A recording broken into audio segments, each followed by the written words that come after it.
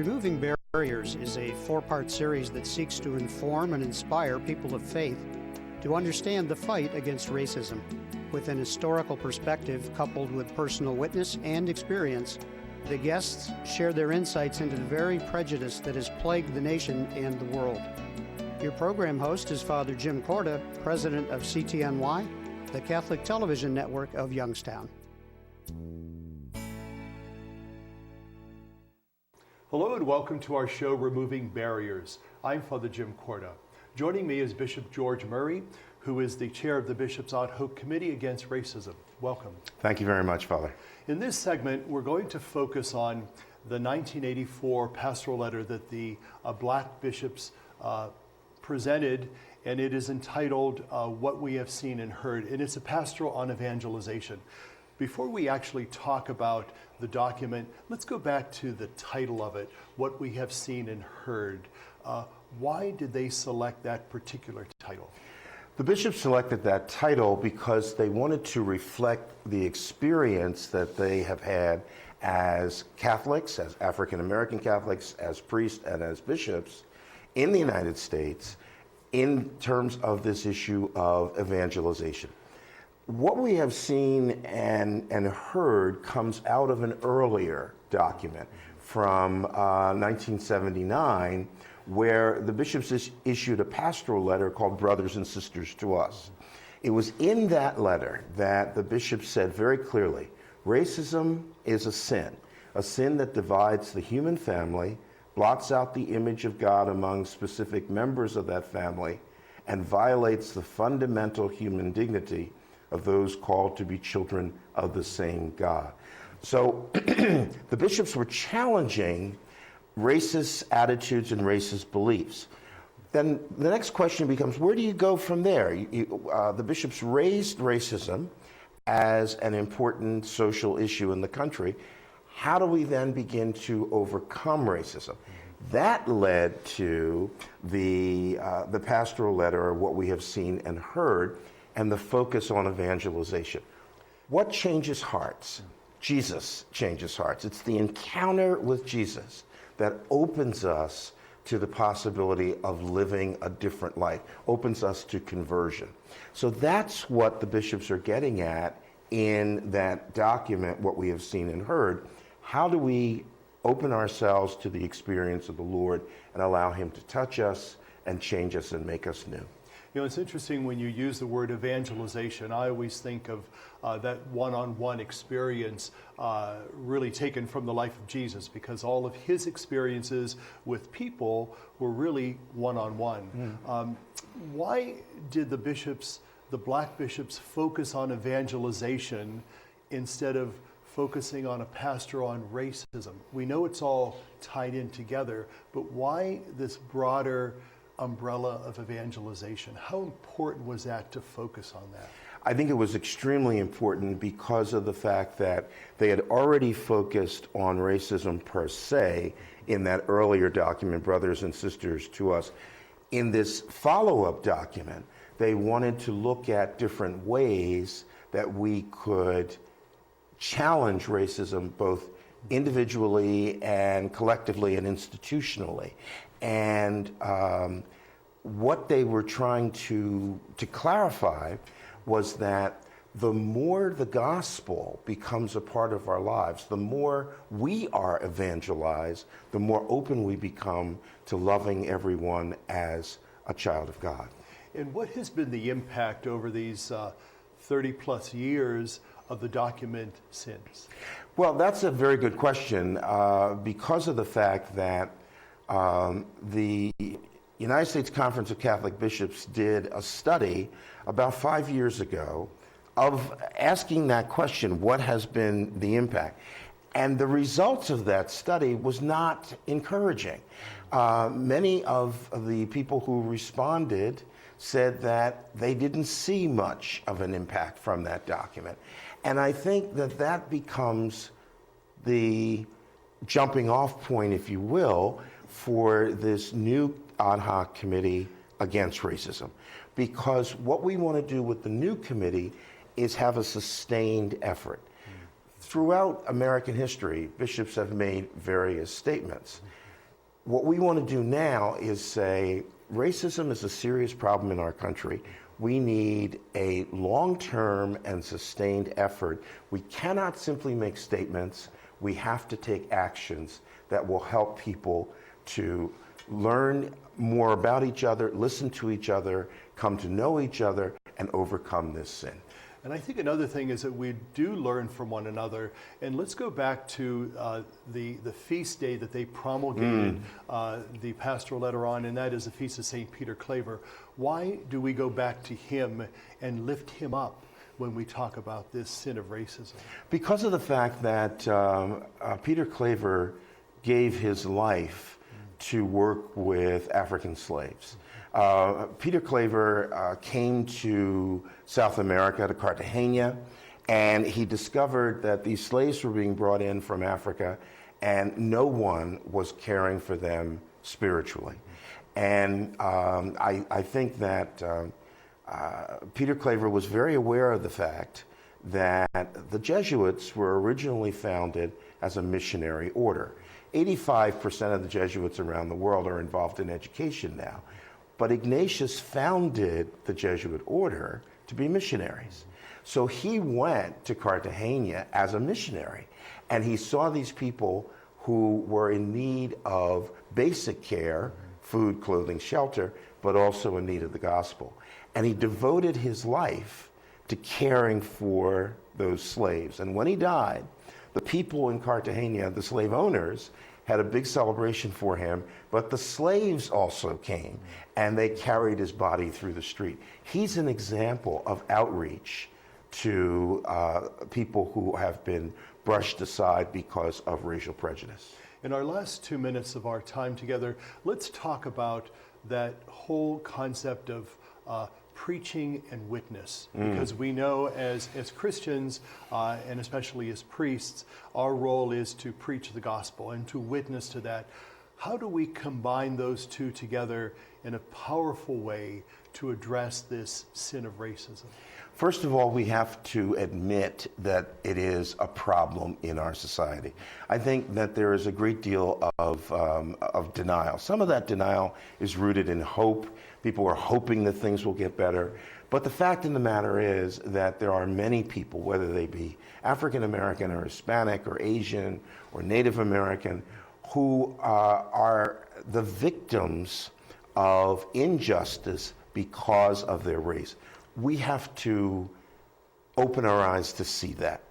Then secondly, we have to, through the strength of the gospel, through the strength of the Eucharist that we receive, we have to challenge that and begin by making that personal decision that I am not going to act in a racist way.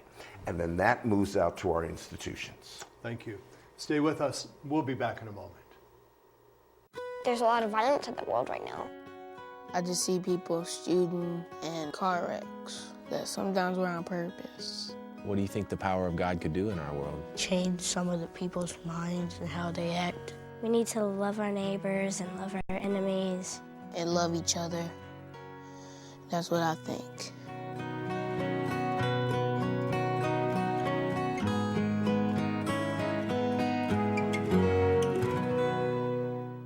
My name is Sister Murry Claudina, and I run a home for abandoned children. I want to take care of children who have no parents, because luckily I come from a very loving family. There are 8 of us. And I remember when one of my cousins got sick and she called my mom and said, "Mom, the doctor has said that I might not have too long to live. Will you please raise my 3 children for me?" I remember we had a meeting at home and my dad called a meeting and my mom was explaining to all of us. And my father said, this powerful word, he said, "We already have 8. What is 3 more?" We learn to care for each other, to love each other, to fight among each other, to make up, to forgive, to just to be a family. And I think that's what I learned from home, and I wanted to share that with children who do not have that love and that opportunity just to know what a family is all about. Welcome back to our show. Joining me now is Adrienne Curry. Welcome. Thank you.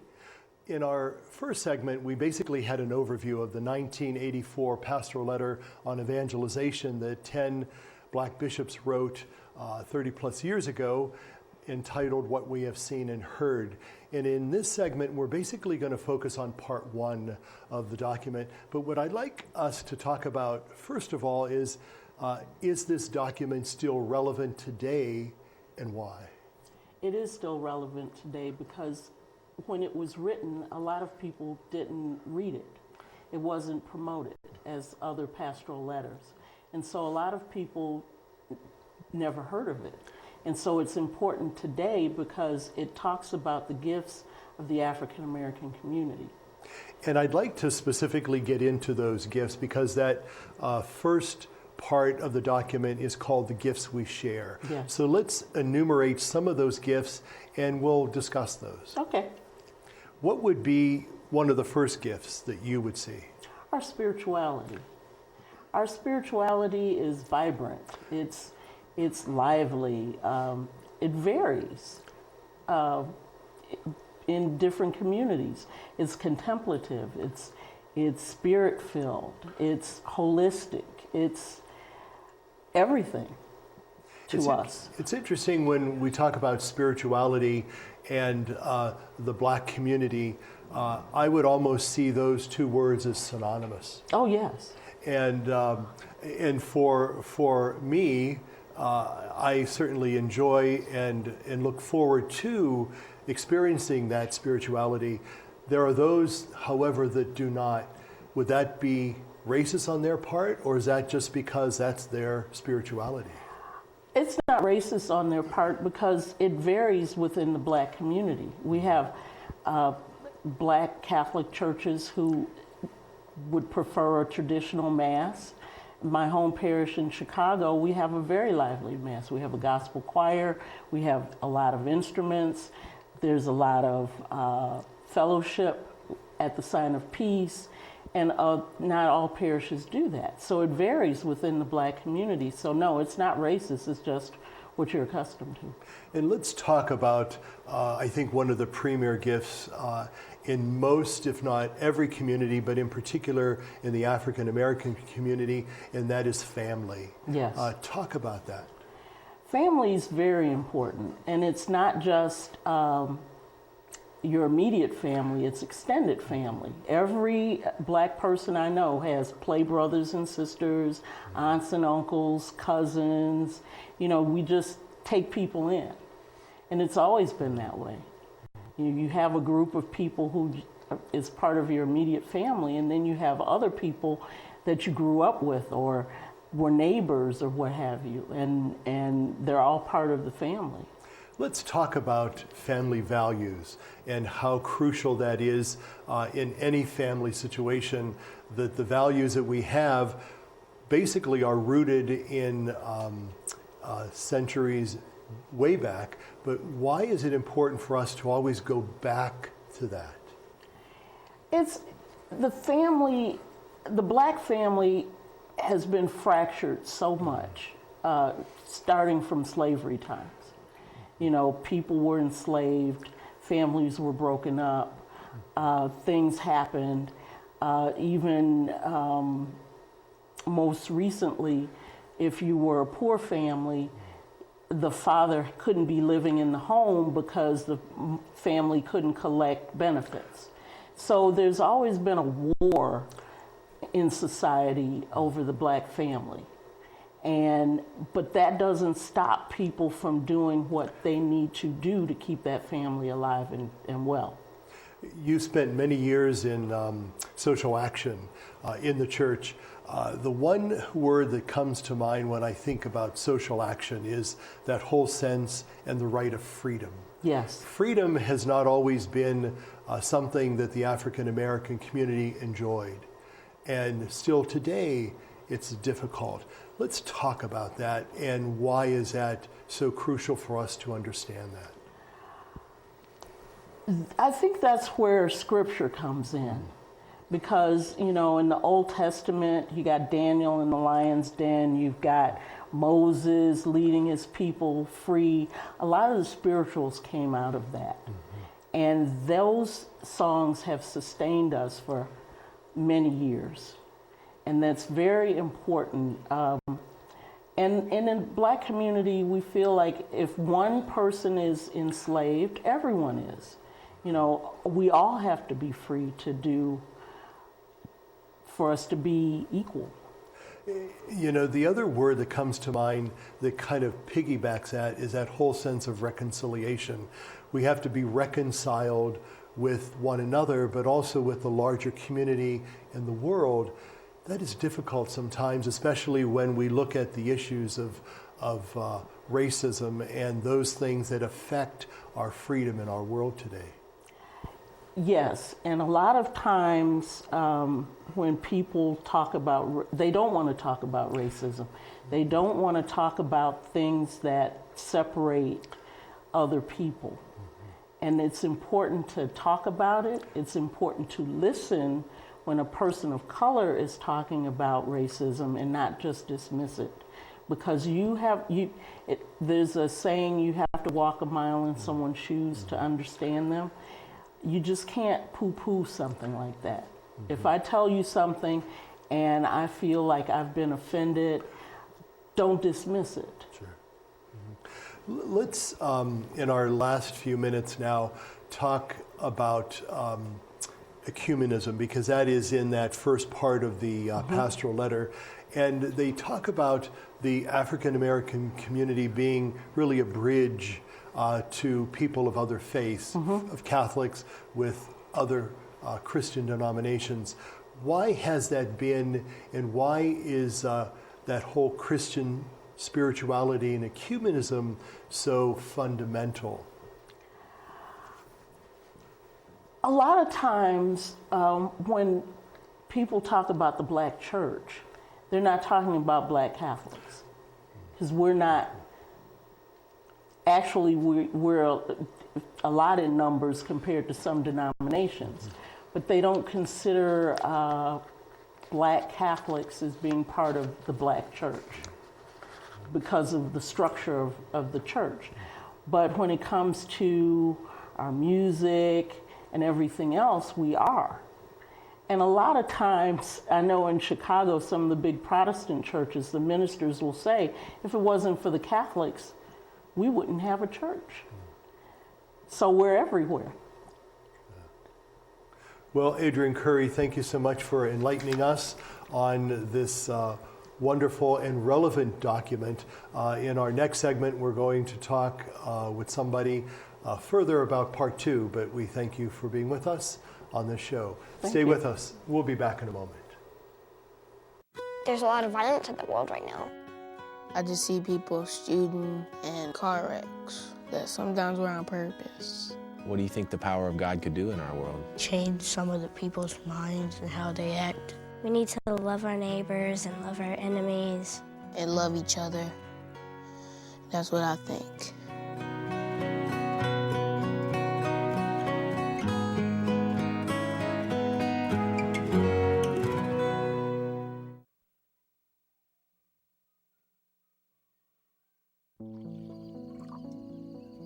Whether it's passing on medicine, a blanket, or something as simple as a glass of water, that's how compassion works. And that's how Maryknoll works, hand to hand to hand. For nearly 100 years, Maryknoll's been passing on your help to the priests and brothers working in 26 countries around the world. Maryknoll, an American Catholic organization, dedicates 86 cents of every dollar donated to their programs, serving the world's poor and powerless.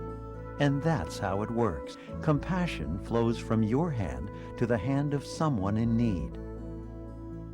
Hand to hand to hand. That's Maryknoll. That's Maryknoll. That's Maryknoll. That's Maryknoll. That's Maryknoll. That's Maryknoll. That's Maryknoll. That's Maryknoll. That's Maryknoll. That's Maryknoll.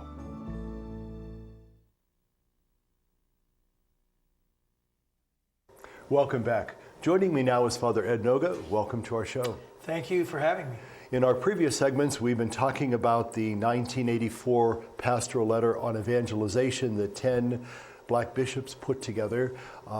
We also want to focus, I think, now in this segment on part 2 of that document, which is basically the call of God to his people. So it deals with vocations, the laity, permanent diaconate, RCIA, those kinds of things. But before we get into that, what is so important for us to realize when we're talking about evangelization and also this whole sin of racism? Does it work together at all? Oh, absolutely. I think that when we work in our parishes with evangelization and we're trying to put together committees and groups to keep opening the door to all of God's people, racism kind of creeps in, and not through the back door, I think, but through the front door by our attitudes. I know, Father, that in growing up, I don't know how else to say it, but I did not really have to encounter another person of another color until I went to high school. I grew up in a neighborhood which, wasn't planned to be that way, but we were just there. We were with our group, and you just didn't mix. Today, that's much different, but I think what it reminds me of when I think about that always is that when we grow up specifically in one neighborhood with one family, and that sometimes we get a little jaded in our attitudes, and things that aren't true but stereotypical can easily infiltrate how we think and how we act towards other people. That certainly is in the church too. Let's take another step to that and look at that whole area of vocations and priesthood. Obviously, in many areas of our country, the black population of priests is larger in some areas than others, but it's not as large as the white population is.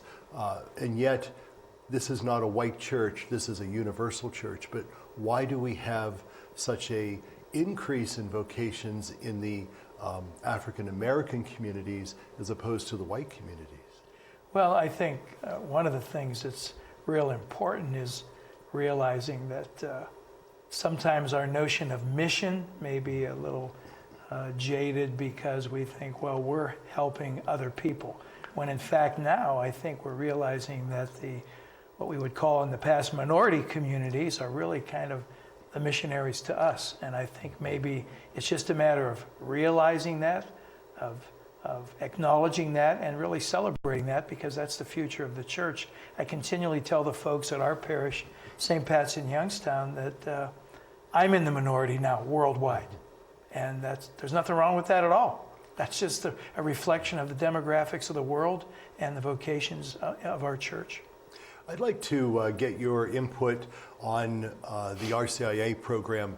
We know that in the rite of Christian initiation of adults, people are invited to learn more about the faith and really loved into the church. Are those numbers getting bigger in minority groups, in your estimation? Well, interesting that you mentioned that. This year we have 5 individuals in RCIA. 1 Hispanic, 1 black, and 3 whites. And the discussions really take on I think, much better dialogue because of the fact that it's more diverse.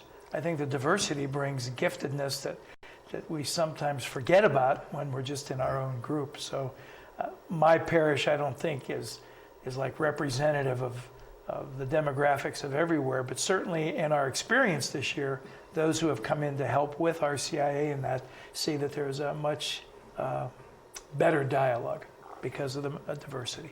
Let's talk about that whole area of Catholic education. We've been involved with that for many years.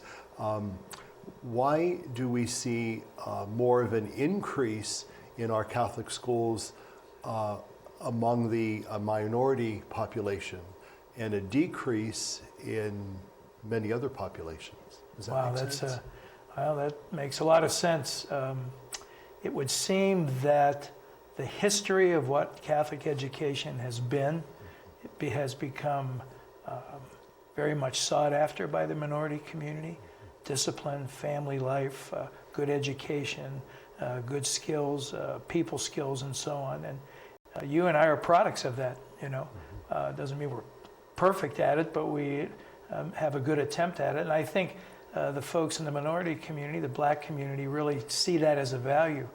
On the other side, which is probably the tougher question, it seems that in the white community, that which was important to our families, I think is still important, but people will constantly say to me, the public school system in my community is just as good, if not better, than any Catholic school I attended. So it's not an easy decision, I don't think, for parents. But it does point to the fact that there's maybe something missing, especially as we see our congregations, our parish congregations developing. There's something missing there often that came to us, I think, from the stream of Catholic education. Let's go to another topic, and that is that whole area of worship and liturgy. Many parishes around the country enjoy different styles of worship. They're all Catholic, but they're different things that make it peculiar to their neighborhood or their area. Why is that important for Catholics to experience different cultures within the liturgy and within the worship of the church? Well, I think it's extremely important, and I always enjoy when our Holy Father travels. You know, people will say that following Sunday, wow, did you see that liturgy that they had outdoors? Not just the numbers, 250,000 people, although that's great, but the culture and the enculturation worked into the liturgy. And I think parishes do that. We try to do that periodically also, both in music selection, also in guest musicians and that. I think it enriches our prayer life. I really do. Going back to this whole sin of racism that is part of this whole series, why sometimes is that a hindrance to moving ahead as to what we really need to do? Why are some people still reticent to kind of take stands and make appeals and to embrace the need for equality? Well, maybe part of the reason we get bogged down, if I could use that phrase, is that we don't even know how to have the conversation. I think sometimes just in sitting with people and just kind of learning where are you from, and I don't mean geographically, but tell me a little bit about your background and your family. People will often, myself included, walk away and say, good grief, basically families are the same. Why do we keep building these walls that say, well, yeah, we're kind of the same, but you're in a different experience. That experience enhances my experience. But I often feel in the limited engagements I have on issues like this, sometimes on a level like you and I are talking, people are just even afraid to learn how to talk to each other. That seems like, gosh, that's simple, but it's not being done, in my humble opinion. Well, Father Ed Noga, thank you so much for being with us. Good to be here. Episode. Thanks. And thank you for being with us. Have a good day, and God be with you.